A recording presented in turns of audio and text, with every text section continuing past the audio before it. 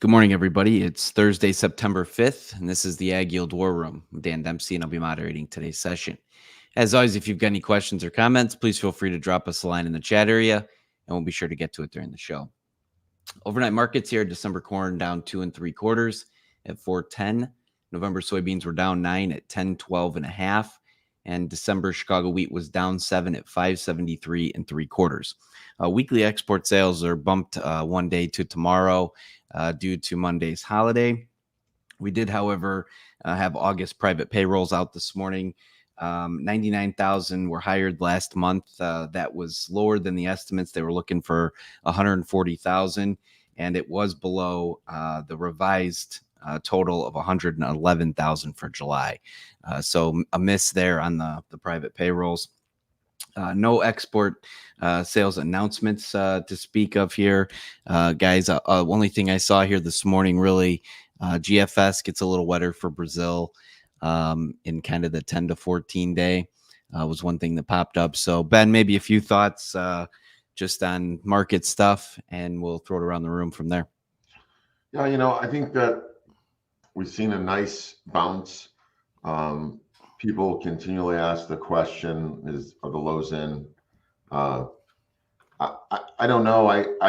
I step back and look at it from maybe a little bit longer time frame. It definitely feels good to have a rally in soybeans and a good pop in corn. But we're kind of wedged between this, what we expected, the first notice day selling, a really big snapback. So I'm going to lean that it was probably a little bit oversubscribed. But then we're in the time frame here also of probably a harvest getting off to a little bit earlier start as things dry down quicker, and going out and harvesting what is probably going to be a very large crop. I think it's fairly safe to say that corn is going to be a record yield. Soybeans are in question, and I look at it and wonder, what is the motivation for managed money today to in mass cover their short positions? And I don't see it. That being said, commodities have a strange way at strange times of completely humbling people, so I wouldn't rule it out either. But we're kind of on the clock here now to the next, could be bearish input. I mean, maybe supportive. We were talking about this before the open, that we could see maybe yields disappoint when people get in the field. And I think all those things are worth watching, as well as we're going to see an interest rate cut here, and how aggressive that may or may not be in 10 days, I think. So nice short covering bounce. We have not been able to get above the 50-day moving average or challenge it yet in beans. We are slightly above it in corn. I think that bears watching. And kind of going back to contingency planning of what do I want to do if we continue higher, and what do I need to do in the event that we see another swoon down into fall. And this is kind of the high end of our recent range, and see if corn is going to have anyone that gets nervous enough to want to buy it back here. It was interesting too to note yesterday, well followed StoneX estimates came out. They bumped their corn yield to 182.9. That was up a little bit from 182.3. Their overall production went down, and that was just an adjustment from the acreage from the last USDA report. Soybeans 53. That's a bump up from 52.6. And they've got production increasing slightly, 4.6 from 4.5. Dustin, maybe a few thoughts there just on some of these private estimates that are starting to come in. Yeah, I think we've had a lot of larger yield checks from companies like Pioneer. They had a really extensive one in Iowa, and I think between that and Pro Farmer, we know it's more than likely going to be a record. Anecdotally, we've heard a lot of really good things as well. We can always be surprised in the end, though. It is a bit of a group think. A lot of times when the market's wrong, it's really wrong. When we get to the end, everyone's kind of thinking something similar. I really wouldn't be surprised if it's 180 or 185. I don't want to fine tune it too much. We did have a dry finish. We have a lot of leeway on bushels as well coming in from a large carry, and we know that Sept East just got down to 26 and a half. So there are cash carries for first half September to second half September in many areas, and that's just a sign of how full everyone is coming into this time frame. So we don't want to forget that. We don't want to forget the river levels are coming down right now. So there's some bearish things that might, impact December. Right now, it's kind of the calm before the storm is the way I look at it, is that into a logistical problem at harvest where there's just too many bushels that want to find a home that have to end up going on the ground.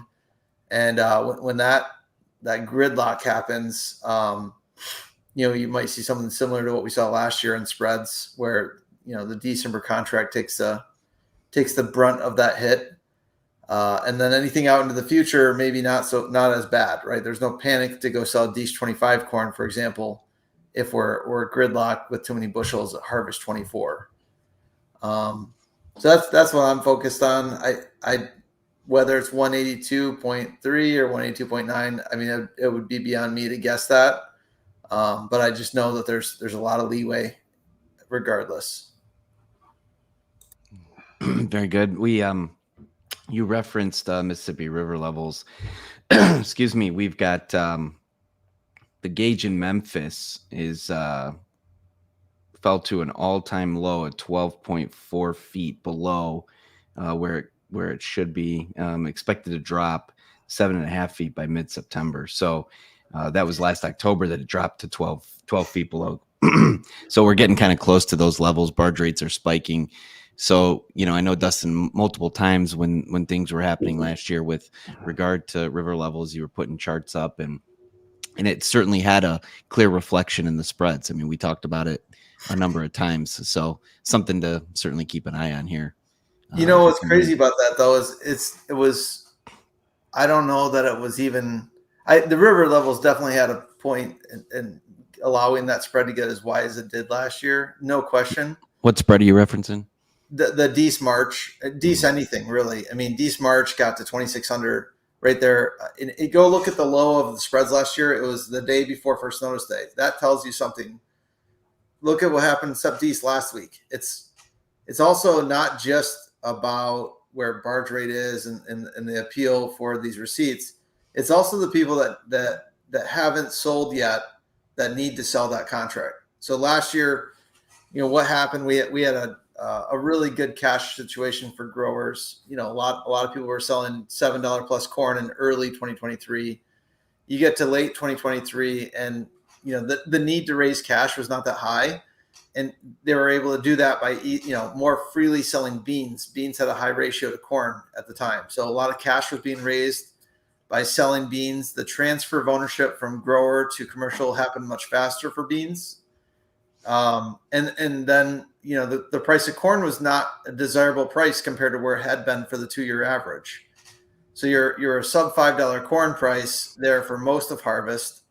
And then we got down, towards the end of that contract, and we were down in the 450s.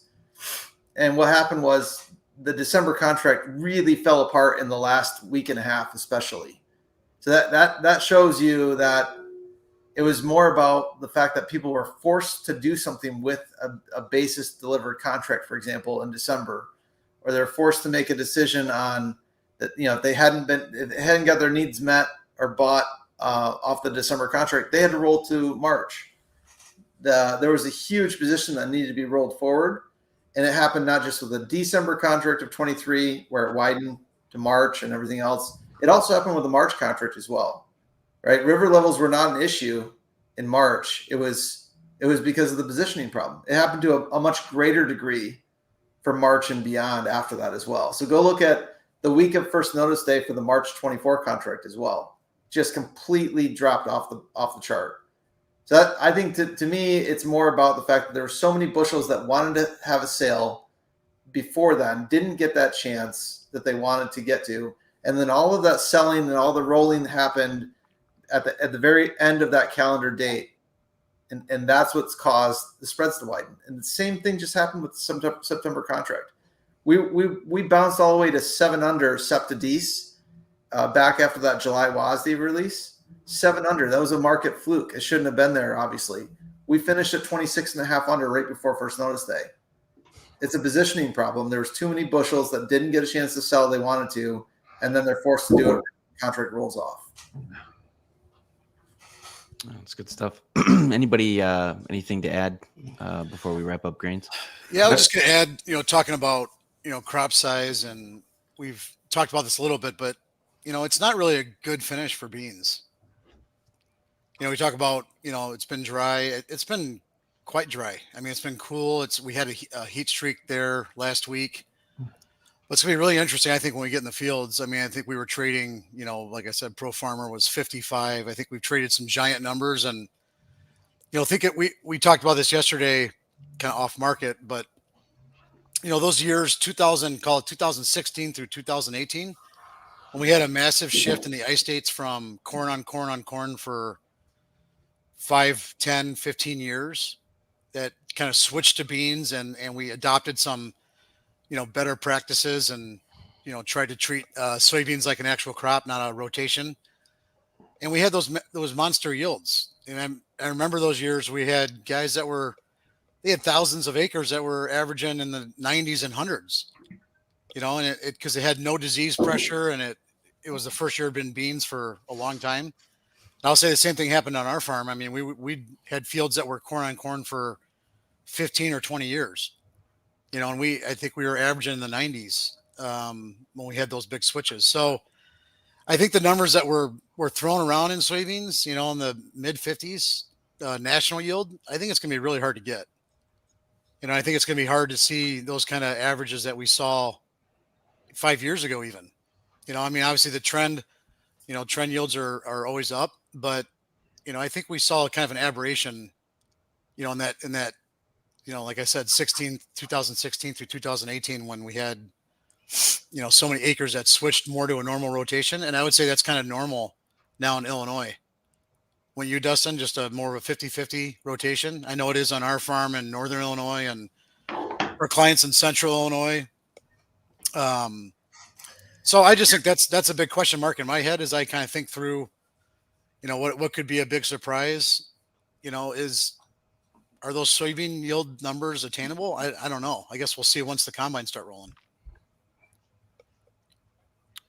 Yeah, and that is a great point, Justin. Certainly they've ramped it up to make it a program, right? Your beans have a program, your corn has a program.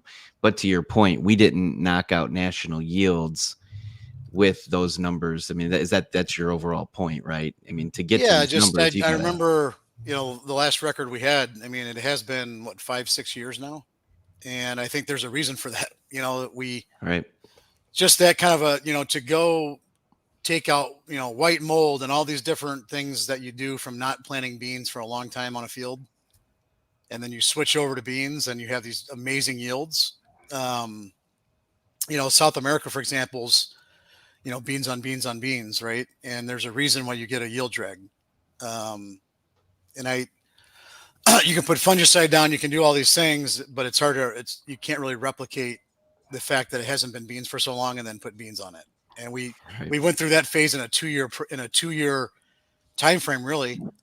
Obviously there was some, like I said, genetic developments that happen, better genetics, better practices, all those kinds of things. But I don't think that can make up for what we saw. Those years were amazing.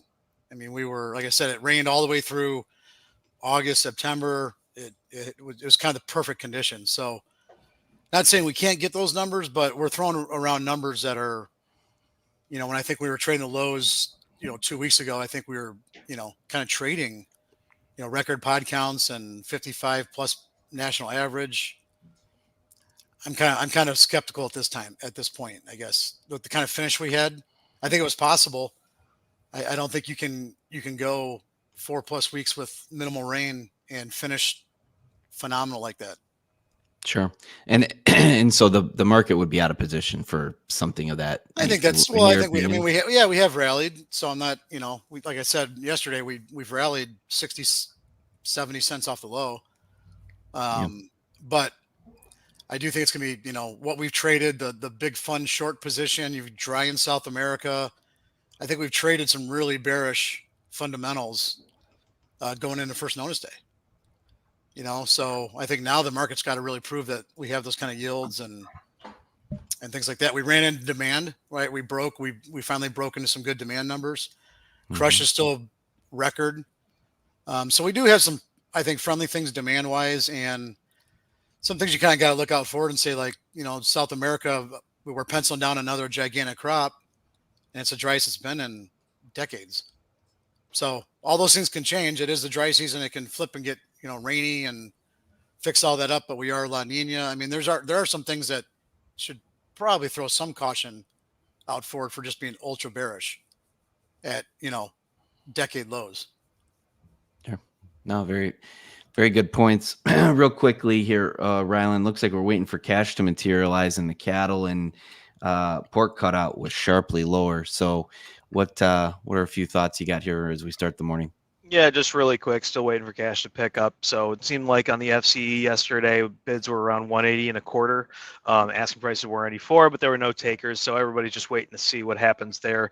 There was a new confirmation of H5N1 on 3 dairy farms in California a couple days ago. So I think that's starting to make the rounds, just more of a talking point. I feel like cattle market may kind of brush it off a little bit. So we'll see if there's any kind of reaction to that today.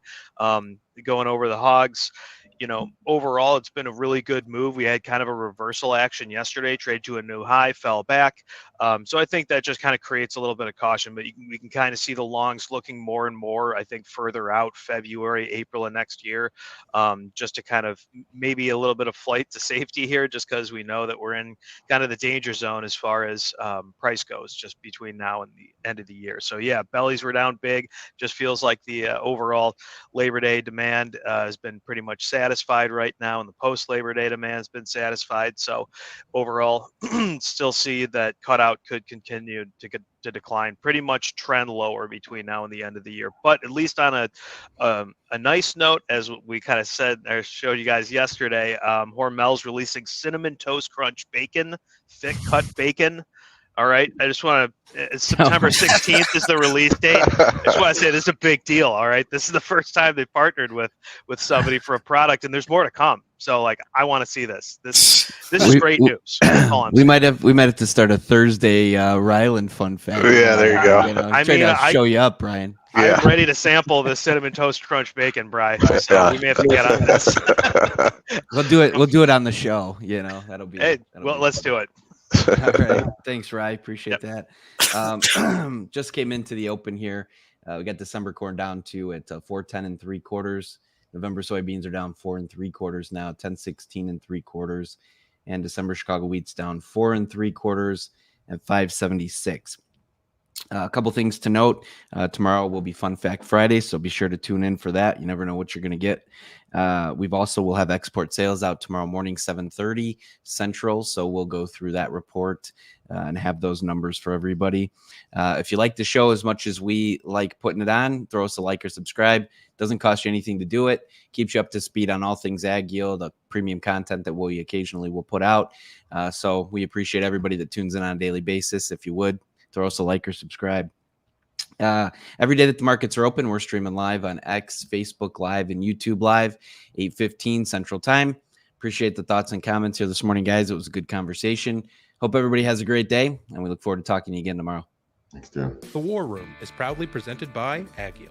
For over 50 years, the AgYield team has provided grain marketing and risk management solutions for growers across the country. Our veteran consultants harness cutting-edge technologies to pinpoint risk, optimize market performance, and protect your farm's profitability. Discover a new approach to farm revenue management at agyield.com. Hey guys, Jack here. Be sure to support the show by hitting the like button, leaving us a comment, and subscribing to the channel for all the latest updates. Thanks for watching. We'll see you next time.